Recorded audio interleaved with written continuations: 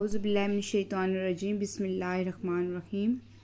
آج ہم M a part 2 کے کتاب اقبال کا خصوصی مطالعہ، اس کے ہم سب سے جو اہم سوالات ہیں اس میں سے ہم اقبال کا تصور خودی و بے خودی کا جائزہ لیتے ہیں، اور اس میں آپ کو مختلف سوالات آ سکتے ہیں۔ علامہ اقبال کی تصور خودی کے ماخذ پر نوٹ لکھیں، یا اقبال کے تصور خودی کی تربیتی مراحل کیا ہیں تفصیلاً بیان کریں، یا علامہ اقبال کے تصور خودی کی نمایاں نکات پیش کیجیے اور اقبال کی تصور خودی کی روشنی میں ان کی تصورات کی تمایت پر روشنی ڈالیے۔ تو یہ جو سوال ہے یہ بہت امپورٹنٹ ہے، آپ کو پوچھا جا سکتا ہے۔ پچھلے آپ 5 سالہ پیپرز دیکھ لیں تو اس میں بھی آپ کو یہ سوال جگہ جگہ نظر آئے گا۔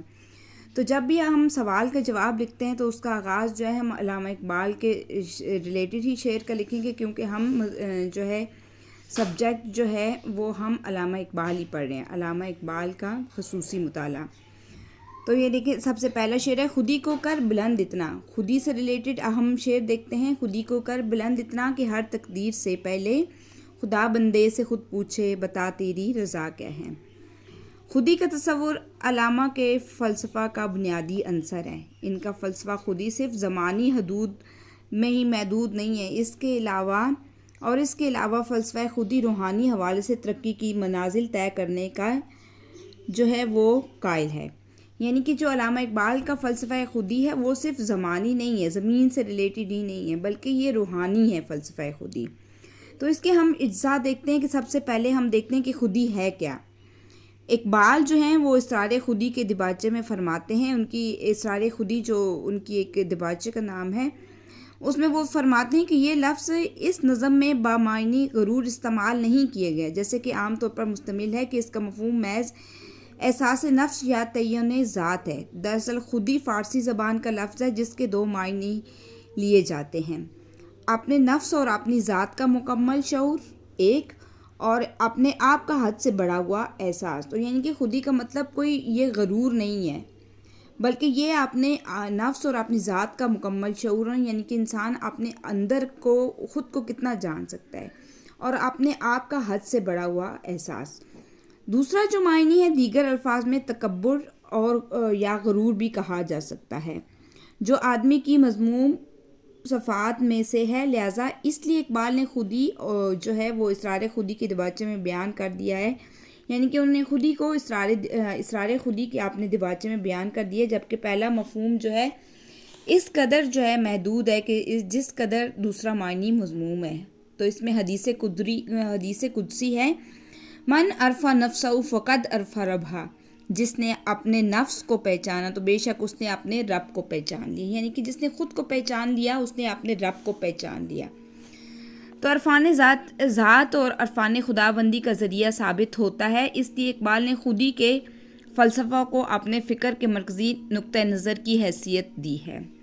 یہاں پر بقول سید عبداللہ کیا کہتے ہیں کہ اقبال کے نزدیک خودی حیات کا دوسرا نام ہے۔ حیات کیا ہے؟ زندگی ہے۔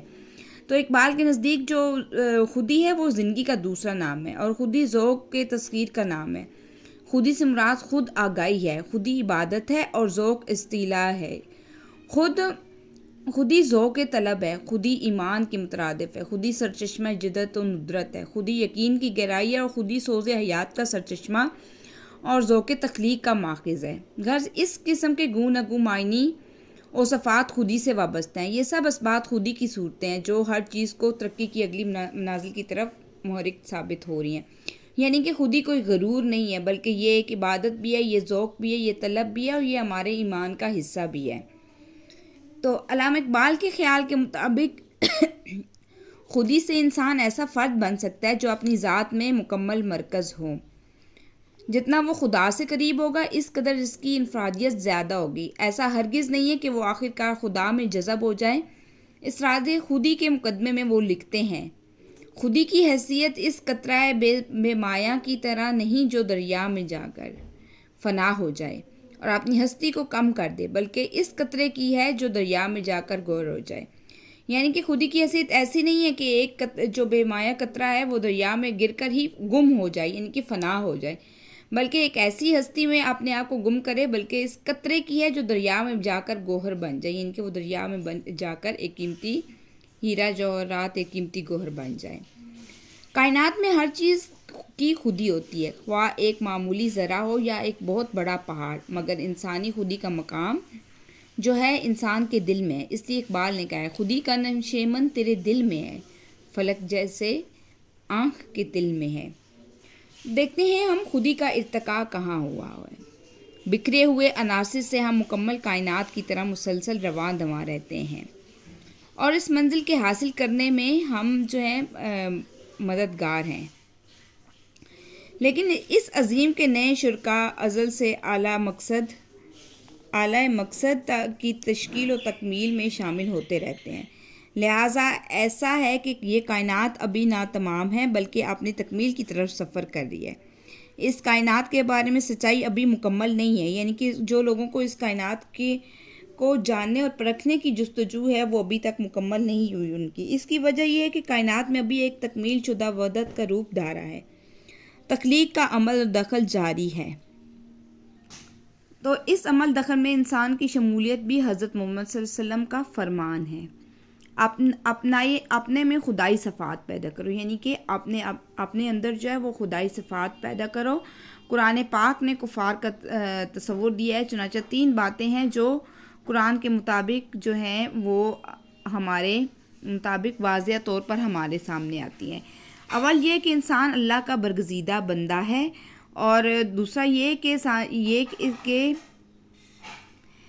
باوجود اپنی خامیوں کے وہ خلیفہ ارض ہے، یعنی کہ اس میں خامیاں بھی ہیں، پھر بھی جو وہ خامیوں کے باوجود بھی خلیفۃ الارض ہے۔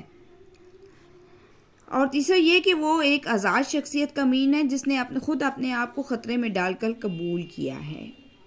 تو خودی کے ارتقاء میں عشق کو اہمیت حاصل ہے۔ اسے واضح کرنے کے لیے ڈاکٹر علامہ اقبال نے اپنے حسین مضمون اقبال کا تصور خودی میں رقم طراز کیا ہے۔ اس راہ میں ایک رہنمائی کی ضرورت ہے، اور وہ رہنما کیا ہے؟ عشق ہے۔ اس مرد کامل کو کہتے ہیں جو معرفت نفس کے مدارج سے گزر کر خودی کی معراج پر پہنچ چکا ہے۔ محبت کا دوسرا نام تقلید ہے، لیکن یہاں عشق اور تقلید کے معنی ہیں کہ عاشق اپنے آپ کو معشوق کی ذات میں مقلد کر اپنے آپ کو مرشد کی ذات میں کھو دے، اس سے روحانی قومی مستعار لے کر مصنوعی تقویت حاصل کرے گا، بلکہ یہ ہے کہ وہ اس بدتر شخصیت سے تکمیل خودی کی راز سیکھے اور خود اپنی قوتوں کو نشو و نما دے کر اپنی شخصیت یا خودی کو استوار کرے۔ تو یعنی کہ وہ انسان ہی ہے جو معراج تک پہنچا ہے، اور اس میں کے اندر عشق حقیقی کے جذبات پیدا ہوئے ہیں، یعنی کہ وہ خدا عشق حقیقی جو ہے وہ عشق خدا سے عشق ہے، اللہ تعالیٰ سے عشق ہے، اور وہ اسی طرح سے عشق حقیقی میں وہ اپنی روحانیت کو پاک رکھتا ہے۔ تو تصور خودی کے جو ہیں وہ ماخذ کیا ہیں؟ علامہ کے فلسفہ خودی کے ماخذ تلاش کرنے میں اقبالیات کے ماہرین نے طرح طرح کے نظریے قائم کیے ہیں۔ ہیگل، نیٹشے، اور اس میں ہیں فشتے، برگسان، لائڈ مارتھر اور سینٹ تھامس کا جو ہے بہت سارے اور مسلمان جو صوفیہ کرام ہیں ان کی تعلیمات سے جوڑا گیا ہے۔ سب سے پہلے مغربی مفکر اور اقبال کو دیکھتے ہیں۔ اقبال نے خودی کے ارتقاء کی منازل کا جس طرح ذکر کیا ہے، اس سے انگریزوں نے اپنے تبصروں میں یہ خیال ظاہر کیا ہے کہ اقبال کا فلسفہ خودی جو ہے مشہور جرمن فلسفہ نیٹشے کے افکار و خیالات سے ماخوذ ہے۔ اس کے بارے میں یہ بھی کہا گیا ہے کہ اقبال کا فلسفہ خودی اور برگساں کے فلسفہ تغیر اور حرکات آپس میں ملتے جلتے ہیں۔ انہوں نے اقبال کو برگساں کا خوشائے چیں کہا ہے، یعنی کہ کوئی کہتا ہے کہ اقبال کا فلسفہ نیٹشے سے ملتا ہے، کوئی کہتا ہے کہ برگساں سے ملتا ہے۔ بعض مغربی مفکرین نے اقبال کے فلسفہ خودی اور ہیکل کے فلسفہ جدلیات میں جدول پیکار کی بنیاد پر مشابہت دیکھی ہے۔ اقبال کو ہیگل سے متاثر قرار دیا ہے، لیکن زیادہ تر تنقید نگاروں نے اقبال کے فلسفہ خودی کو لابینس کے نظریہ موناد سے متاثر و مشابہ کیا ہے، یعنی کہ کچھ لوگوں نے جو ہے اس کو لابینس کے نظریہ موناد سے مشابہ کیا ہے، مگر ان دونوں میں بہت فرق ہے۔ لابینس کے موناد جو ہے وہ ہے، جبکہ اقبال کے لابینس کا جو مناد ہے وہ ہے کلوزڈ اور ونڈو لیس ہے، جبکہ اقبال کے مطابق خودی کے ارتقاء میں ایسی کوئی بات نہیں ہے، حالانکہ وہ ایک دوسرے سے باہمی تعلق کے بھی جو ہیں وہ قائم ہے۔ الغرض تنقید نگاروں کے مطابق اقبال کے فلسفہ خودی کے تمام اساسی مضامین در حقیقت قرآن مجید سے ماخوذ ہیں۔ تو اقبال کے جو ہیں فلسفہ وہ قرآن مجید سے ماخوذ ہے، اور قرآن پاک میں خصلت، انسان، تسخیر کائنات، فطرت، عزم و استقلال، جرات، شجاعت، فتح و نصرت پر بکثرت آیات موجود ہیں۔ اس کے علاوہ مولانا روم کے افکار بھی اقبال کے نظریات پر گہرے اثر ڈالتے ہیں، یعنی کہ مغربی نظریات سے تو اقبال کے نظریات مشابہت نہیں کرتے ہیں، لیکن قرآنی نظریات میں سے ریلیٹڈ ہیں۔ علامہ اقبال کے مضامین جو ہیں وہ فلسفہ خودی کے وہ قرآن مجید سے ماخوذ ہیں، اور اس میں تسخیر کائنات، فطرت کائنات وغیرہ شامل ہیں۔ اب مولانا روم اور اقبال کے نظریہ کیا ہے؟ پیر رومی راہ رفیق راہ ساز، تحت خدا بخش تیرا سوز و گداز، پیر رومی خاک و راہ اکسی رگرد از گیار جلوہ گریت تعمیر۔ تو مولانا روم جو ہیں اور اقبال میں بہت مماثلت پائی جاتی ہے، ان دونوں کے نظریات میں بہت مماثلت پائی جاتی ہے۔ تو مولانا روم اور اقبال میں بہت مماثلت پائی جاتی ہے، دونوں اسلامی شاعراں ہیں، دونوں کی شاعری حکیمانہ اور دونوں معقولات کے سمندر کے تیراک ہونے کے باوجود منقولات پر مرجی اور دونوں ہی خودی کو تقویت چاہتے ہیں۔ دونوں کے نزدیک حقیقی خودی اور حقیقی بے خودی میں کوئی تضاد نہیں ہے، بلکہ ایک کے بغیر دوسرا محمل اور بے نتیجہ ہے۔ فلسفہ خودی کے ماخذ عنوان میں سے عبدالاسلام ندوی خاص باتیں روم سے اخذ کی ہیں، وہ درج ذیل ہیں۔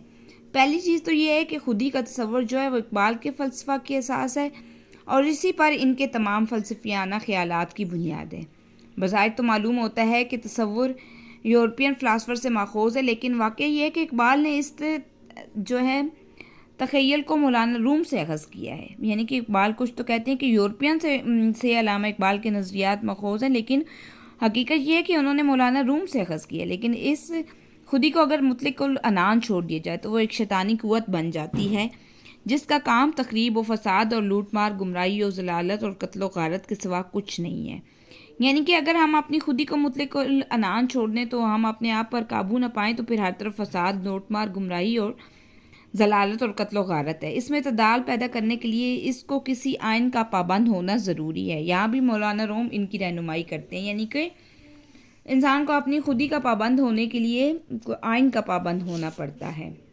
اب آپ سے ایک اور سوال پوچھا جا سکتا ہے کہ ترتیب خودی کے مراحل کیا ہیں؟ تو اس میں یہ ہے کہ علامہ صرف جسم یا روح پر یقین نہیں رکھتے، وہ دونوں کے باہمی روابط سے حاصل شدہ کل پر یقین رکھتے ہیں، یعنی کہ وہ جسم اور روح پر صرف یقین نہیں رکھتے بلکہ دونوں کے باہمی تعلق پر یقین رکھتے ہیں، اور اس یقین کی وجہ سے وہ جسمانی اور روحانی ارتقاء کے حوالے سے خودی کا اظہار کرتے ہیں۔ خودی سب سے کم درجے سے ترقی کر کے اعلیٰ سطح تک پہنچتی ہے، لیکن اس کا سفر ختم نہیں ہوتا بلکہ رہتا ہے۔ اقبال کے خیال میں تربیت خودی کے 3 مراحل ہیں۔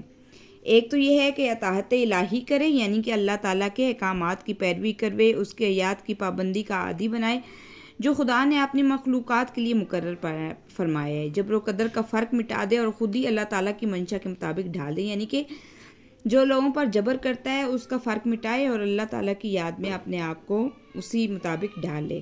اور ایک ہے ضبط نفس، اور اس میں یہ ہے کہ جب اللہ تعالیٰ کے احکام کے تابع کر لیتا ہے تو اپنے اختیارات اور اس کے اختیارات کے مطابق ڈھالے۔